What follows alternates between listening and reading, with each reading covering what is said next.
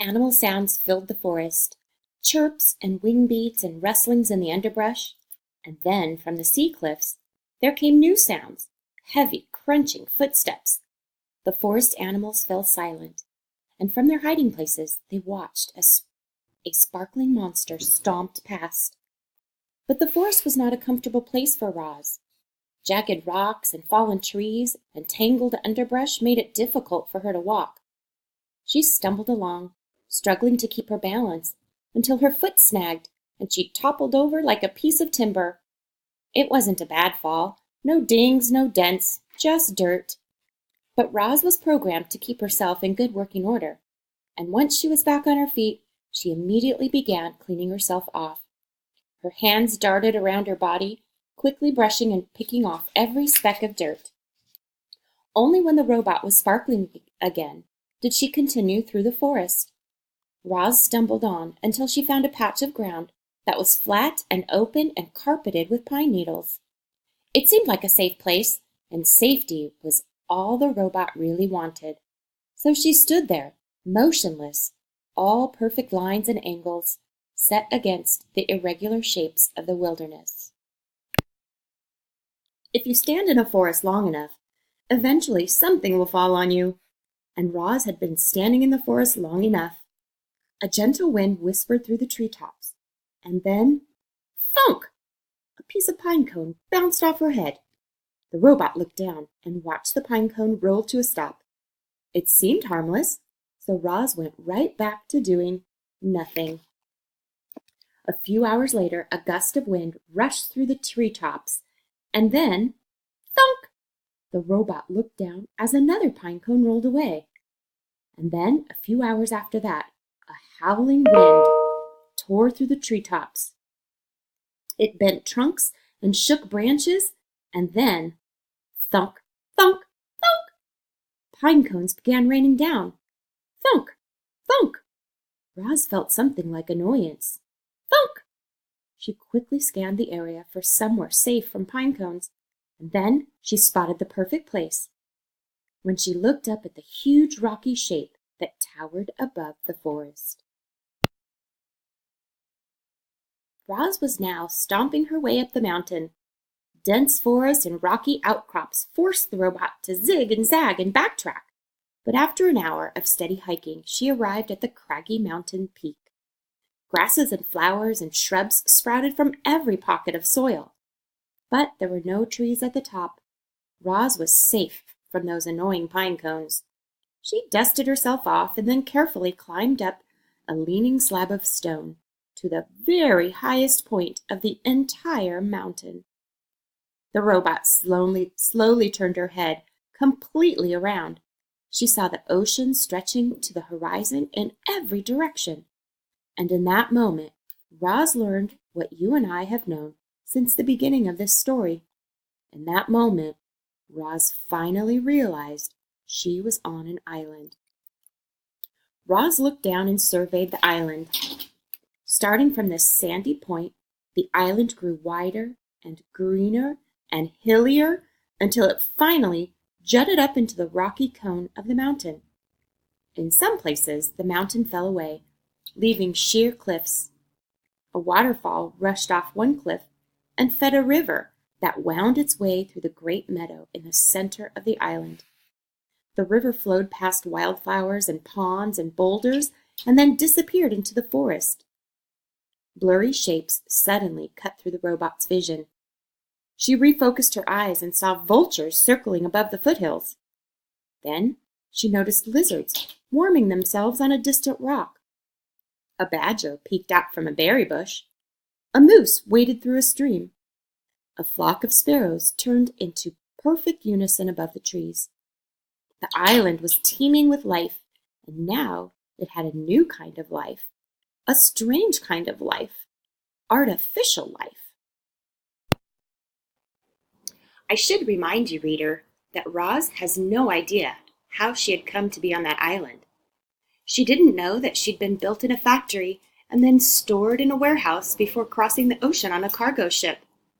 She didn't know that a hurricane had sunk the ship and left her crate floating on the waves for days until it finally crashed ashore. She didn't know that she'd been accidentally activated by those curious sea otters. As the robot looked out at the island, it never even occurred to her that she might not belong there.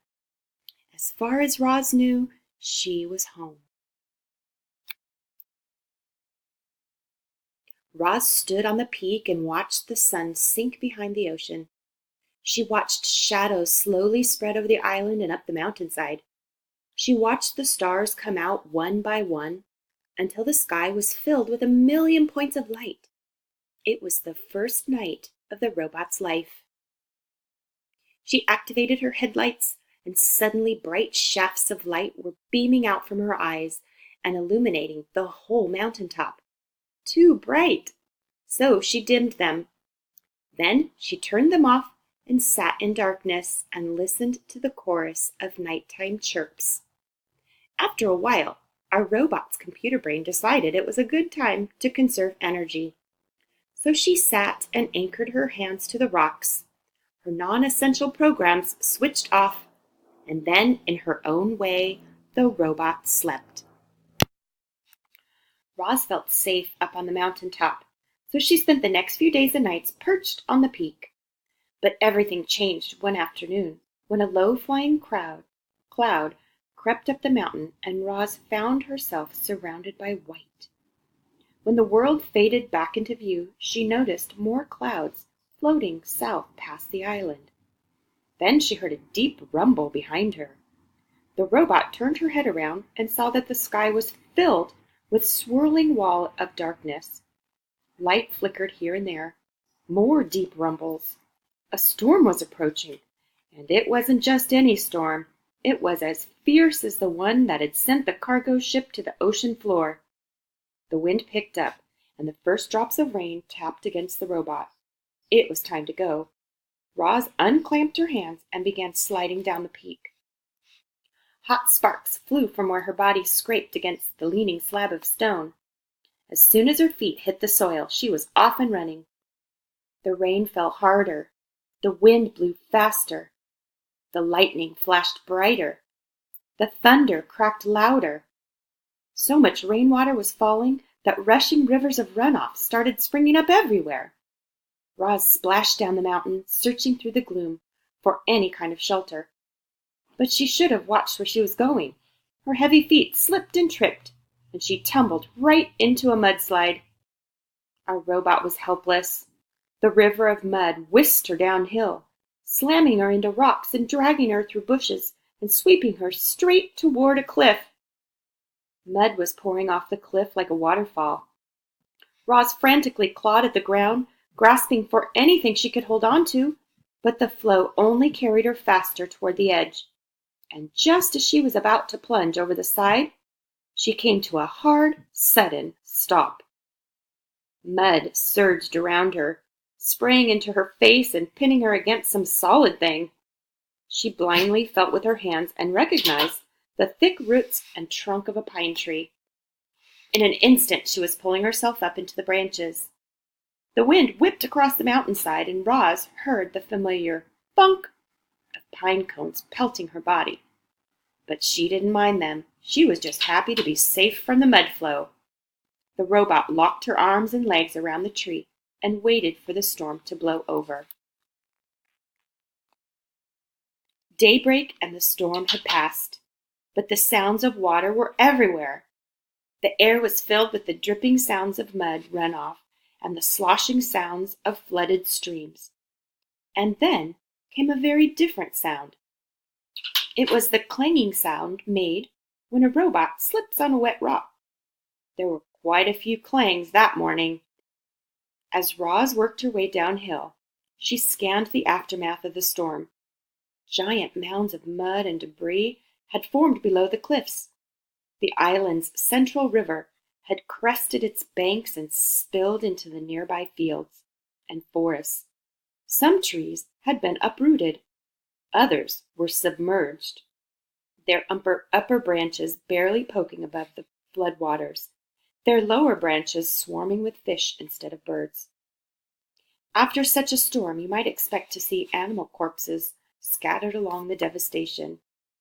But the animals seemed to have survived just fine, Somehow, they had known the storm was coming, and they had found shelter long before it rolled in. Lowland creatures, who had sought refuge on higher ground, were waiting patiently for the water to recede. Deer were wading through the flooded fields. Beavers were busily collecting a trove of fallen branches. Geese honked in the sky before splashing down into a watery section of the forest. Clearly, the animals were experts at survival. Clearly, the robot was not. Roz was crusted with mud and grit, so she gave herself another good cleaning. But that only revealed her dents and scratches. They were really starting to add up. She hardly resembled the perfect robot who had appeared on the shore just a week earlier. The wilderness was taking a toll on poor Roz. So she felt something like relief when she spotted the quiet hole in the side of the mountain. It looked like a safe place for a robot.